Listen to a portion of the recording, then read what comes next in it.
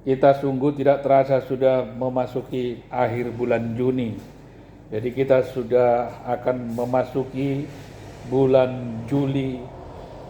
Hanya besok hari yang terakhir kita sudah akan memasuki bulan Juli. Puji Tuhan, saudara masih dalam suasana setelah turunnya Roh Kudus dari sorga, yaitu pada hari Pentakosta, dan terus berjalannya waktu, Roh Kudus tetap ada tinggal di bumi menyertai orang-orang percaya. Dalam Kisah Para Rasul pasal 2, kita membaca sekali lagi Kisah Para Rasul pasal 2, kita mau melihat bagaimanakah setelah kehadiran Roh Kudus di muka bumi ini yang dikhususkan untuk orang-orang percaya. Supaya kita bisa sedikit mengetahui bagaimana kelanjutan sejak hadirnya Roh Kudus di dunia ini. Kisah Para Rasul pasal 2 ayat 1 sampai 4. Saudara bisa semuanya melihat di ayat Alkitab saudara, saya akan membacakannya bagi kita semua. Kisah Para Rasul 2 ayat 1 sampai 4. Demikianlah firman Tuhan. Ketika tiba hari Pentakosta, semua orang percaya berkumpul di satu tempat. Tiba-tiba turunlah dari langit suatu bunyi seperti tiupan angin keras yang memenuhi seluruh rumah di mana mereka duduk. Dan tampaklah kepada mereka lidah-lidah seperti nyala api yang bertebaran dan hinggap pada mereka masing-masing. Ayat 4, maka penuhlah mereka dengan Roh Kudus. Lalu mereka mulai berkata-kata dalam bahasa-bahasa lain seperti yang diberikan oleh Roh itu kepada mereka untuk mengatakannya. Saudara, di sini yang ditekankan bagi kita saat ini yaitu maka penuhlah mereka dengan Roh Kudus.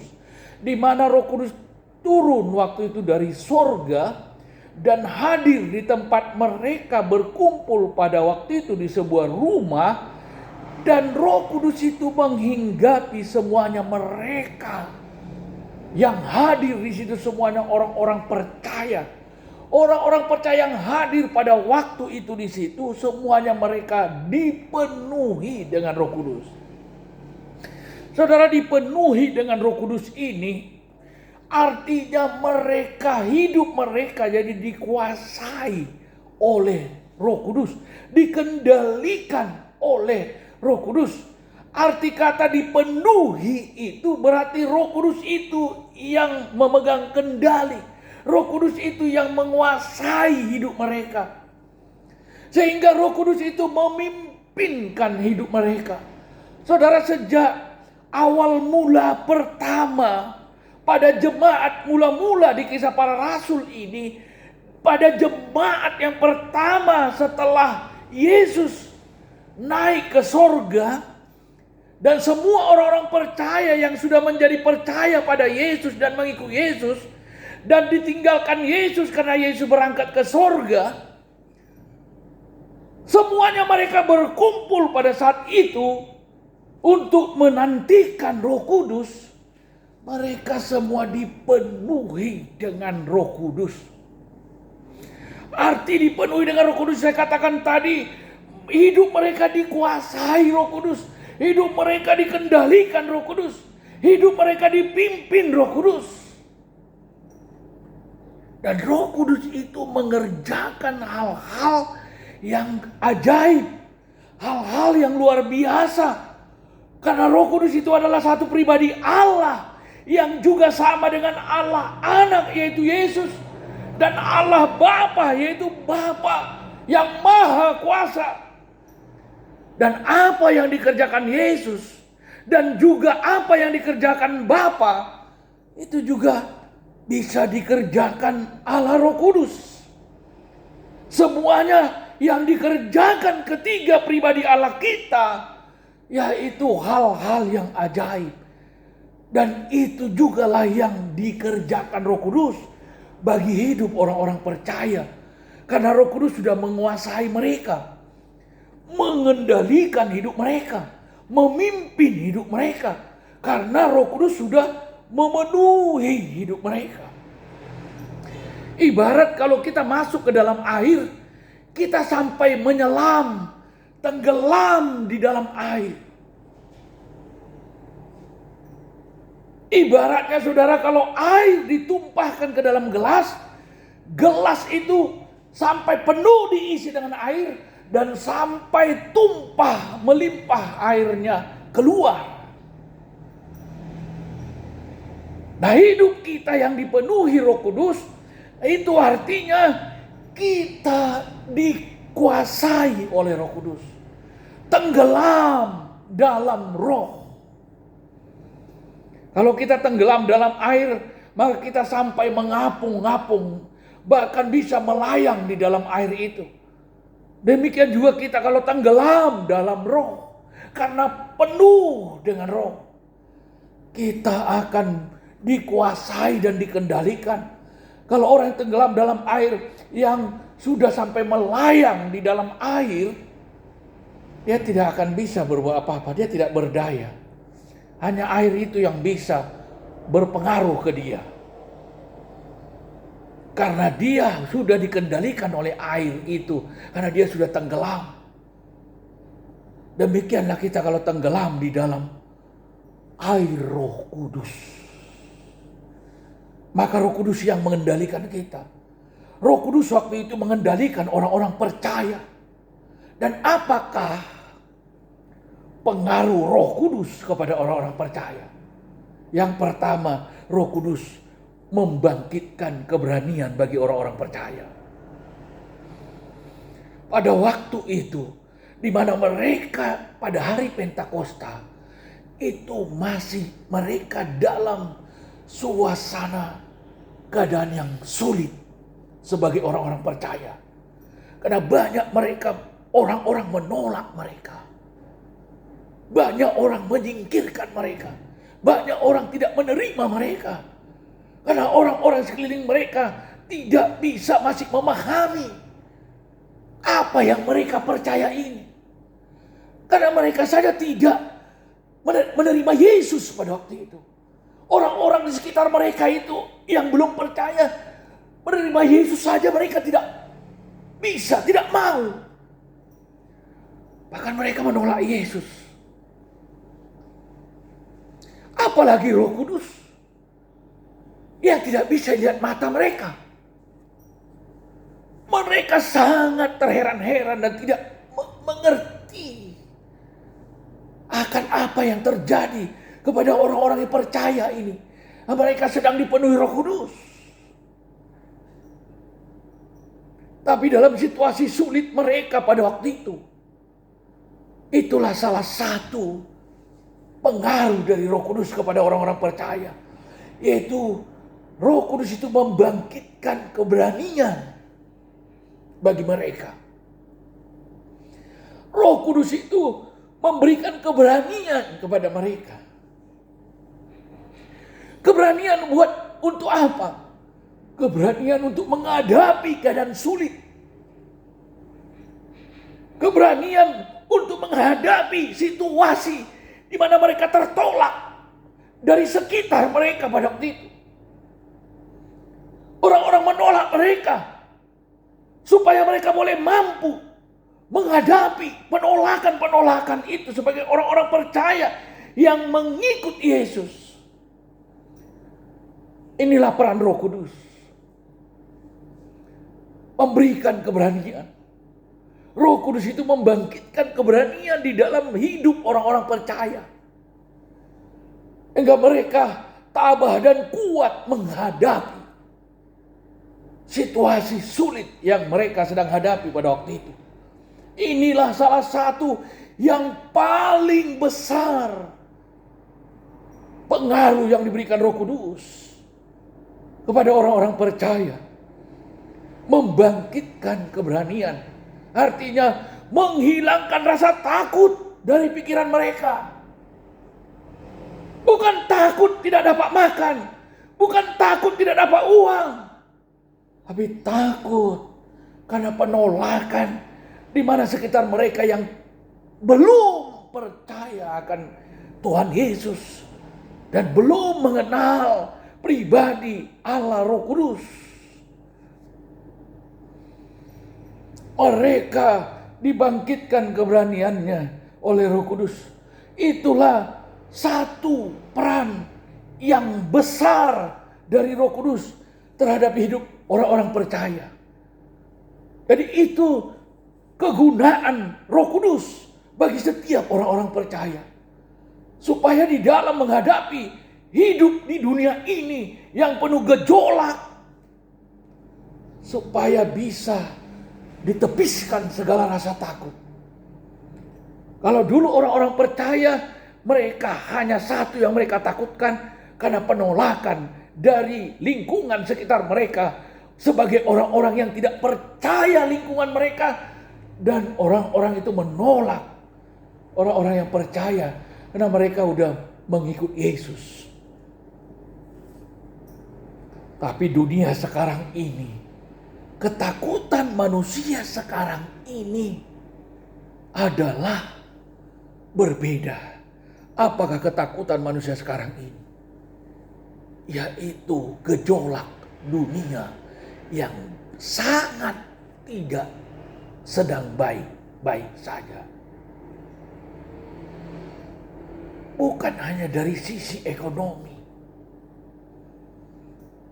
bukan hanya dari sisi ketakutan dari segi ekonomi global secara dunia, tetapi ketakutan dari segi peperangan yang tidak pernah berhenti-hentinya. Dari perang negara yang satu dengan negara yang satu, berlanjut ke negara yang satu, ke negara yang satu, bahkan sampai kepada negara yang mengkaitkan negara adik kuasa, negara yang terbesar di dunia. Dan pemikiran orang saat ini dihantui rasa takut, karena peperangan ini bisa memicu kepada perang dunia ketiga, perang nuklir. Dan itu sudah sempat berjalan. Ini sangat menakutkan bagi semua umat, bagi semua manusia yang ada di muka bumi mendengar berita ini, saudara. Tapi jika Roh Kudus memenuhkan kita, maka Roh Kudus itu akan membuang, menghancurkan, dan menepiskan rasa takut yang ada mau menghampiri pikiran kita. Karena Roh Kudus salah satu fungsinya adalah membangkitkan keberanian di dalam diri orang-orang percaya. Jadi Roh Kudus sangatlah berguna bagi orang-orang percaya. Itu yang pertama. Dan itu saya pikir pun itu sangat diperlukan orang-orang percaya di saat-saat sekarang ini. Karena dunia sedang bergejolak. Kalau seandainya perang dunia ketiga pecah, semua bangsa di muka bumi akan kena imbasnya. Karena kekuatan nuklir bisa menjangkau luasnya yang sangat besar. Tetapi akan tetap diberikan perlindungan bagi orang-orang percaya. Apapun yang terjadi di muka bumi, bahkan perang dunia ketiga. Tetapi kalau kita dipenuhi Roh Kudus, kita akan mendapat perlindungan khusus dari Allah. Sebab perlindungan kita adalah Allah. Dan kita tidak dihantui dengan rasa takut. Jangankan ekonomi global secara dunia, Ekonomi satu bangsa saja hanya dengan diadakan efisiensi, lihat bagaimana takutnya banyak orang. Kenapa? Karena tidak ada Roh Kudus. Ketakutan sana sini. Masih hanya mengenai efisiensi. Belum ekonomi global yang dengan perang bangsa dengan bangsa yang berpengaruh kepada harga minyak dunia, itu bisa akan memicu terjadinya krisis moneter. Kalau harga minyak dunia melambung tinggi dengan adanya perang ini. Saudara, tetapi berbeda dengan orang-orang percaya. Rasa takut yang dialami orang-orang percaya pada zaman Pentakosta itu bisa dikatakan sama besarnya rasa takut itu dengan rasa takut yang dirasakan orang-orang yang hidup zaman sekarang ini dengan adanya perang-perang yang besar yang hampir masuk ke perang dunia ketiga ini. Walau masalahnya beda, tapi rasa takutnya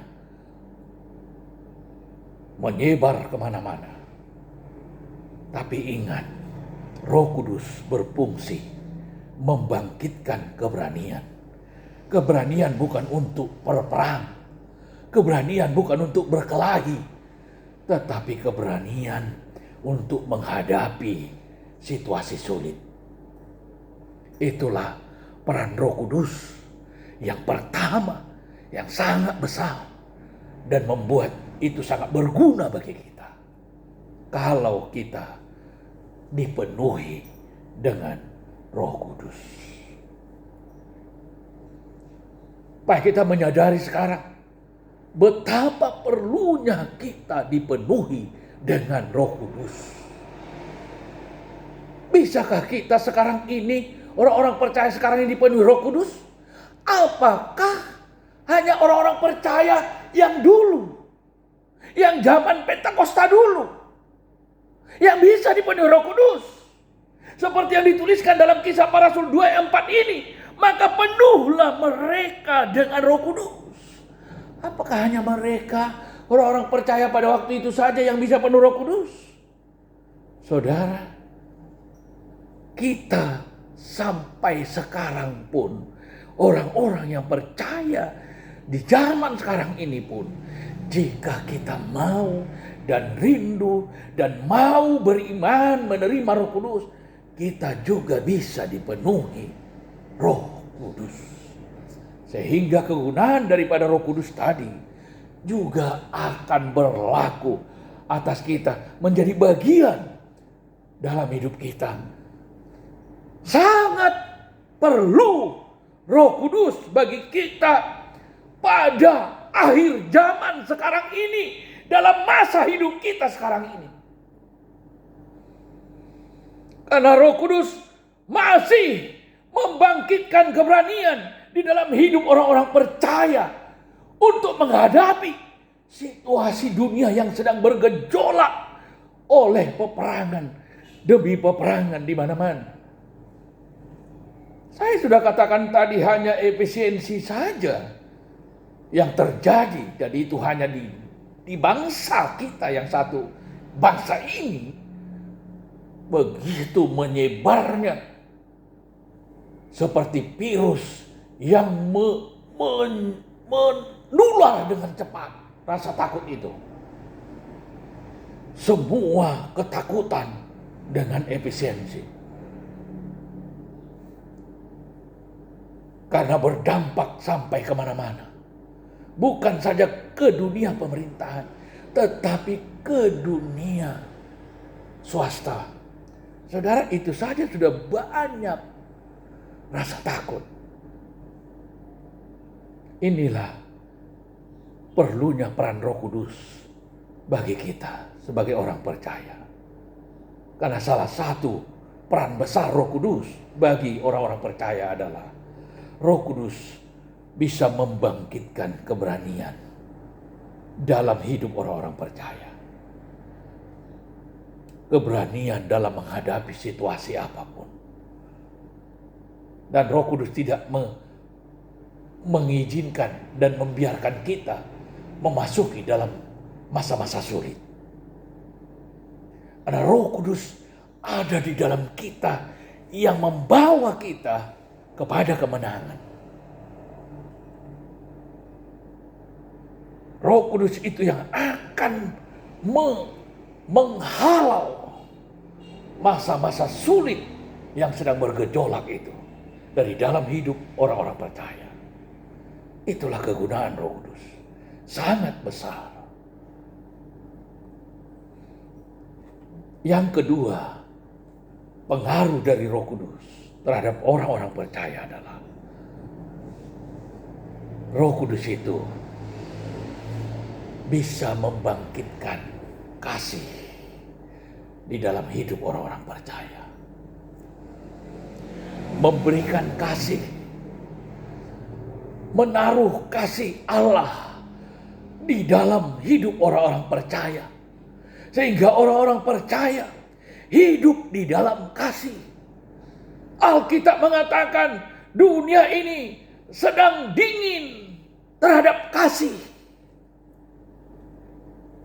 Tapi orang-orang percaya bisa dibangkitkan kasih Allah di dalam hidupnya. Sehingga di tengah-tengah hidup yang sulit oleh gejolak dunia ini, orang-orang percaya masih dimampukan untuk hidup mengasihi. Itu yang kedua, pengaruh dari Roh Kudus. Saudara, pada waktu itu orang-orang percaya, pada waktu zaman Pentakosta itu, di tengah-tengah keadaan mereka yang sangat sulit, karena ditolak oleh lingkungan sana sini, karena ketidakpercayaan kepada Yesus, apalagi kepada Roh Kudus, mereka ditolak, orang-orang percaya ditolak. Tapi mereka dimampukan Roh Kudus untuk mengasihi.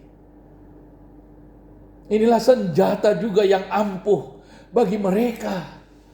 Di tengah-tengah mereka ditolak, mereka bisa mengasihi. Seperti yang diajarkan Yesus. Memang Roh Kudus itu berguna untuk meneguhkan perkataan-perkataan Yesus di dalam hidup orang-orang percaya, supaya orang-orang percaya dimampukan untuk melakukan. Apakah yang dikatakan Yesus kepada orang-orang percaya pada waktu itu? Sebelum turunnya Roh Kudus, bahwa Yesus mengajarkan kasihilah musuhmu. Kasihilah orang yang menolak engkau. Tanpa Roh Kudus, orang percaya tidak akan mampu melakukan ini. Tapi dengan adanya Roh Kuduslah yang memampukan mereka untuk mengasihi orang-orang yang menolak mereka. Sama seperti Tuhan Yesus ketika orang-orang menyalibkan dia, Yesus mengatakan, "Aku mengampuni kalian." Yesus mengampuni musuh-musuhnya. Adapun musuh-musuh Yesus bukan karena Yesus memusuhinya, tapi orang yang memusuhi dia, namun Yesus tidak pernah membenci mereka.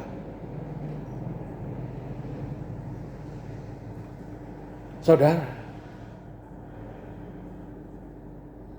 Yesus mengajarkan kasihilah musuhmu. Ini hanya bisa dilakukan orang percaya kalau hidupnya dikendalikan oleh Roh Kudus. Jadi kegunaan atau fungsi yang kedua dari adanya Roh Kudus menyertai orang-orang percaya, yaitu membangkitkan kasih di dalam hidup orang-orang percaya. Dan yang ketiga, membangkitkan ketertiban di dalam hidup orang-orang percaya. Ketertiban artinya menjadi orang-orang yang hidup oleh aturan. Hidup dengan mengikut aturan. Taat akan hukum. Inilah kegunaan Roh Kudus. Roh Kudus tidak memberikan keberanian kepada orang-orang percaya untuk menentang hukum. Untuk hidup tidak mengikuti aturan. Tapi Roh Kudus memberikan keberanian dan membuat hidup orang-orang percaya untuk hidup dengan tertib.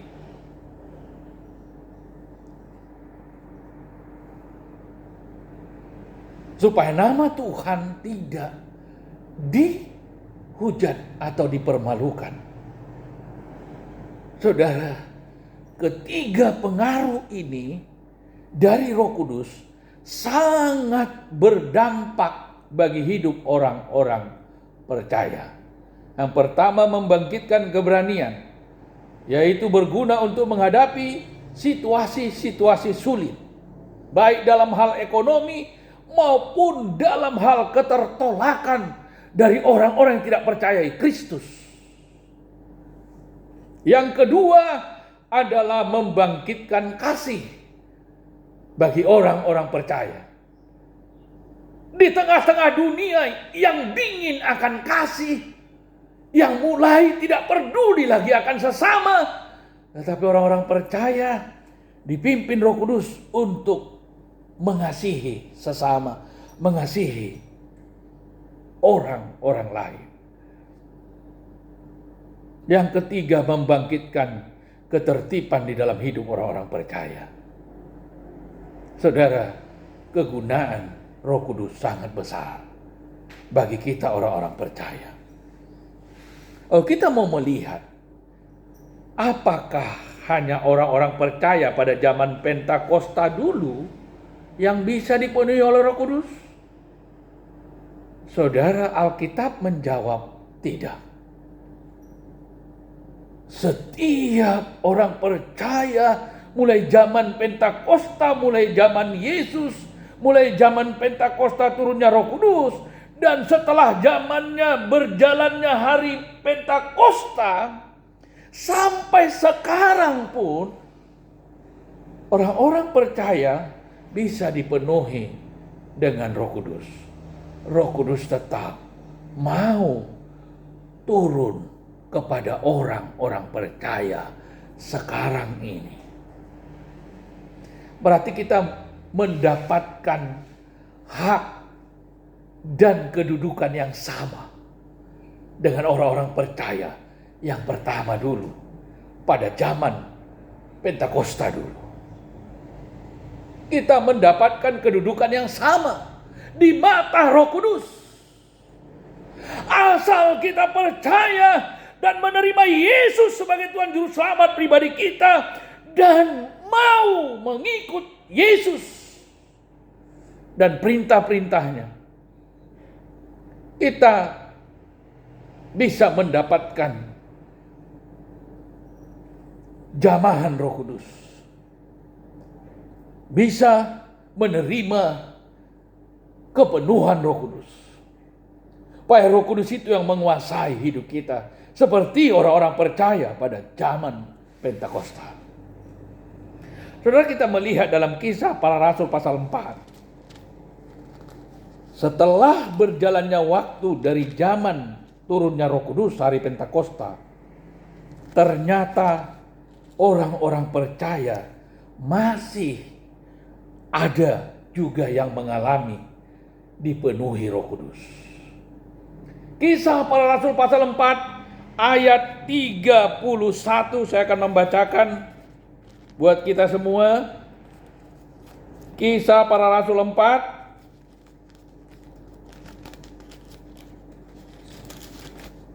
ayat 31. Saudara, kita perhatikan di sini ayat ini dengan baik-baik.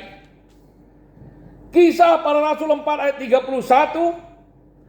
Saya akan membacakan, demikianlah firman Tuhan. Dan ketika mereka sedang berdoa, mereka ini maksudnya semua orang-orang percaya yang berkumpul pada waktu itu, ketika mereka sedang berdoa, goyanglah tempat mereka berkumpul itu, dan mereka semua penuh dengan Roh Kudus. Lalu mereka memberitakan firman Allah dengan berani. Jika mereka sedang berdoa, goyanglah tempat mereka berkumpul itu, dan mereka semua penuh dengan Roh Kudus. Lalu mereka memberitakan firman Allah dengan berani. Salah satu kegunaan besar dari Roh Kudus dalam hidup orang percaya adalah membangkitkan atau memberikan keberanian. Mereka semua berani. Berani untuk apa? Untuk memberitakan firman Allah. Bukan berani untuk bertempur, bukan berani untuk berkelahi, tapi berani melakukan kebenaran, memberitakan firman Allah. Saudara, masih bisa orang-orang percaya setelah hari Pentakosta, mereka masih mengalami dipenuhi oleh Roh Kudus. Udah waktunya berjalan. Orang-orang percaya waktu itu di sini yang berkumpul di sini adalah jemaat-jemaat. Ini adalah doa jemaat pada waktu itu. Mereka berkumpul, berdoa, karena mereka melakukan apa yang dikehendaki Allah. Roh Kudus turun, hadir di tempat mereka berdoa itu, sampai bisa goyang rumah tempat mereka berdoa itu. Goyang. Karena kehadiran Roh Kudus yang sangat penuh kuasa. Dan mereka dipenuhi dengan Roh Kudus. Jadi masih bisa.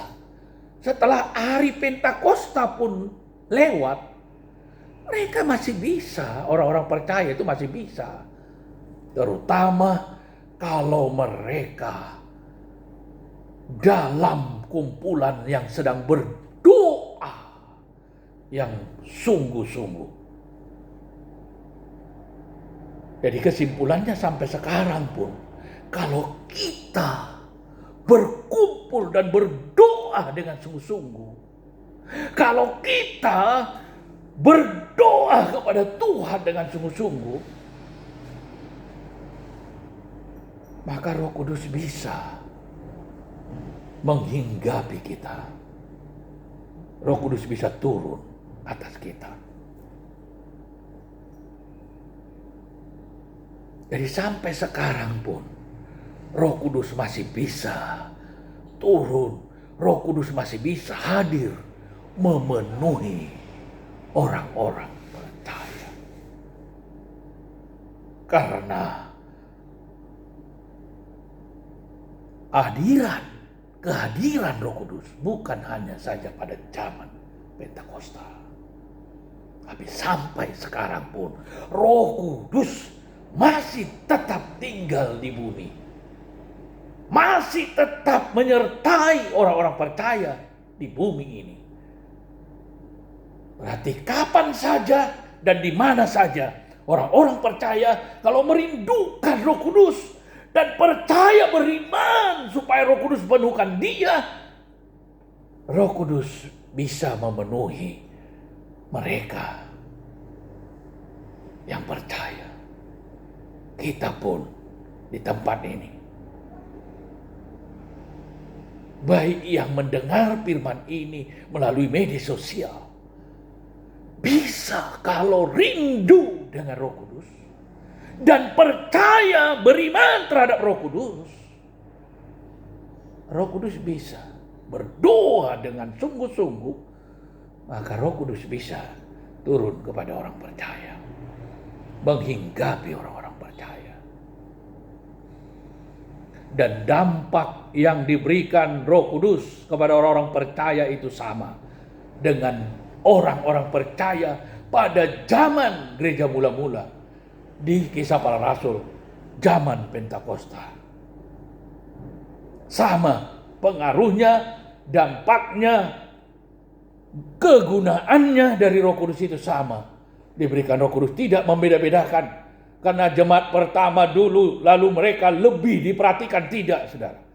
Roh Kudus memenuhkan kita dengan sama sepanjang hati kita beriman dan rindu akan Roh Kudus. Nah, kita akan mengalami dampak yang sama dari peran Roh Kudus itu. Walau sampai zaman sekarang ini, Roh Kudus itu tetap sama mau menyertai, memenuhi kita orang-orang percaya. Ada 3 yang sempat saya sampaikan tadi, kegunaan atau peran Roh Kudus. Pengaruh Roh Kudus bagi orang percaya. Yang pertama, membangkitkan keberanian. Yang kedua, membangkitkan kasih. Yang ketiga, membangkitkan ketertiban. Itu masih 3 yang sempat saya sampaikan kegunaan dari Roh Kudus.